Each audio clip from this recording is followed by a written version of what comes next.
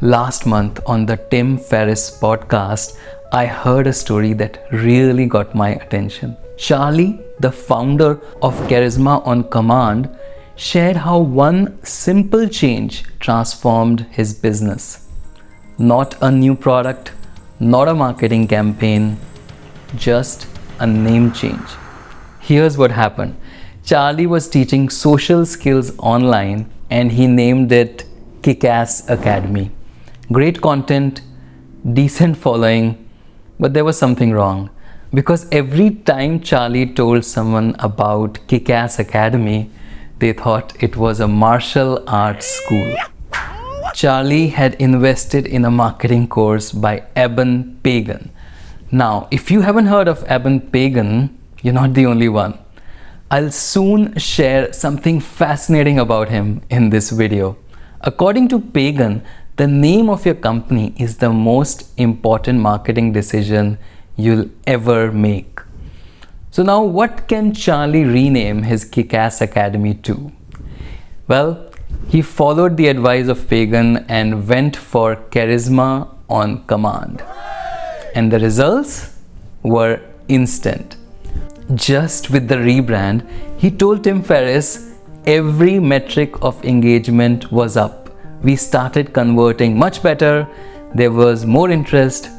Same content, same founder, different name, completely different story. This isn't a new insight, by the way.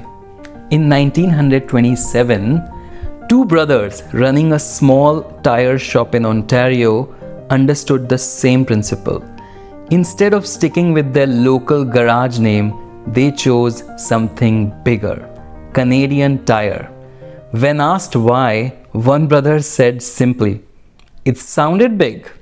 Today, that ambitious name sits on a $17 billion retail empire. Your name isn't what you are, but what you plan to become. If you're curious about my naming process, I have distilled 20 years of brand naming learnings into a short practical guide. I'll link that in the description. One of my favorite brand names would be Impossible Foods. Though I'm not a fan of the product, but I really like the name. When you label something impossible, it's like a declaration. And I feel it's just the perfect name for what they do. But choose wrong, and your name becomes a cage. Consider Domino's versus Pizza Hut. Both started as pizza shops, but Pizza Hut trapped them in their category. Pizza Hut tried to be the Hut, but it never worked. Meanwhile, Domino's saw what happened to Pizza Hut and made a smart move. In 2012, they quietly dropped pizza from their name. Why? Because they wanted to sell more than just pizza.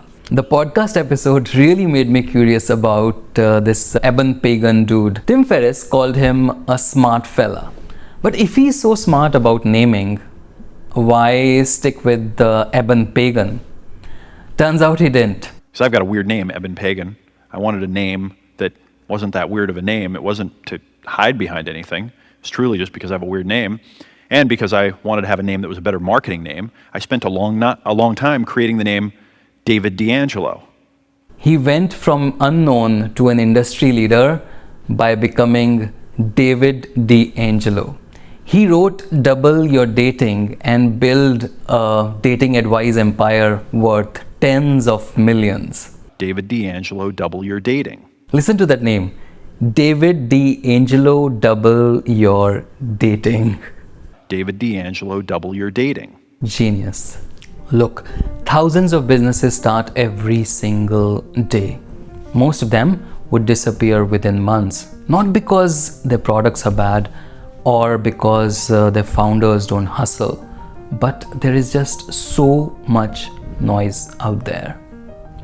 Right now, you might be facing Charlie's choice. Keep the name that's holding you back or make the change that could take you to the next level. Remember what Pagan taught Charlie? Your name is the most important marketing decision you'll ever make. Thank you so much for watching. I hope it was helpful. Highly recommend the Tim Ferriss podcast. I'll link that in the description. Now, go make a name for yourself. Bye-bye.